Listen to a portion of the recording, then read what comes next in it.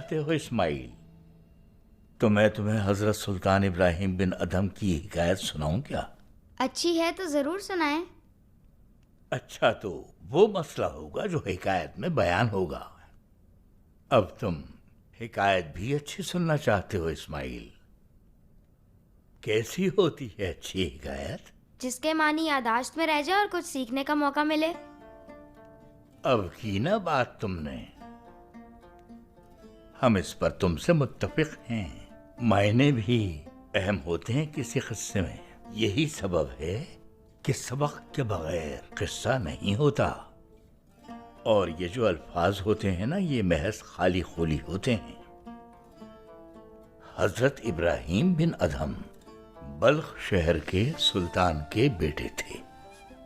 दिन गुजरते गए और वो नए सुल्तान बन गए। मगर पर्दे के पीछे कौन जीता है, कौन मरता है, ये कैसे जानते हजरत इब्राहिम अदहम सुल्तान? वो अमीर थे। वो खरीदारी करना पसंद करते थे। खुद खाना, दूसरों को खिलाना, जियाफत करना, शिकार करना, घोड़े पालना, सोना चांदी, दुनिया की जो भी चीज थी उसका शौक था उन्हें। उनकी अक्ल कहती थी वो सब कुछ हासिल करने पर कुदरत रखते हैं। दरअसल जिंदा रखने वाली और मारने वाली कोई और ही जात है। आईना साज दोस्त यहां होता तो वो सरगोशी करता कि वो ही है जो जिंदगी देता है और मौत भी। उन्हें किसी किस्म की कमी नहीं थी। हर एतबार से सब कुछ था। मगर उनके अंदर एक खला सा था, एक तारीख खला जो वक्त के साथ मजीद गहरा होता चला गया। हर गुजरते दिन के साथ उनकी बेकरारी बढ़ती गई। एक दिन महल में उन्होंने बहुत बड़ी दावत की। अचानक एक देव पैकर हैबतनाक आदमी वहां आ गया। ना किसी सिपाही ने, ना खिदमत गुजार ने उससे पूछा कि तुम कौन हो, यहाँ क्या कर रहे हो? किसी में जसारत ही नहीं थी। हजरत इब्राहिम अदहम ने पूछा, क्या चाहते हो? उसने कहा, मैं कुछ दिन इस सराय में रहना चाहता हूँ। हजरत इब्राहिम अदहम ने उसे अजीब अंदाज से देखा। दीवाना है क्या ये? उन्होंने उससे कहा, होश में तो हो ए शख्स, ये सराय है क्या? ये तो मेरा महल है, तुम्हें नजर नहीं आ रहा क्या? वो देव पैकर आदमी हजरत इब्राहिम अदहम को देखता रहा और फिर हंसने लगा। मुझे दीवाना कहने वाले को तो देखो, असल दीवाने तो तुम हो। ठीक है, ये सराय नहीं महल ही सही। ठीक है, मगर तुम्हारा कैसे हुआ ये महल? मेरे बाबा मेरे लिए छोड़कर गए थे, हजरत इब्राहिम अदहम ने इस्तदाई अंदाज में कहा। वो उसका मजाक उड़ा रहे थे। वो शख्स बोला, अच्छा तो फिर आपके बाबा से पहले ये किसका था? मेरे दादा का था, और उनसे पहले फलां शख्स के पास था। सुल्तान इब्राहिम बोले। उस आदमी ने पूछा, उस फलां शख्स से पहले किसका था? आपने कहा उसे उसके बाबा ने दिया होगा, और उससे पहले फलां शख्स का था। उस आदमी ने कहा, ठीक है,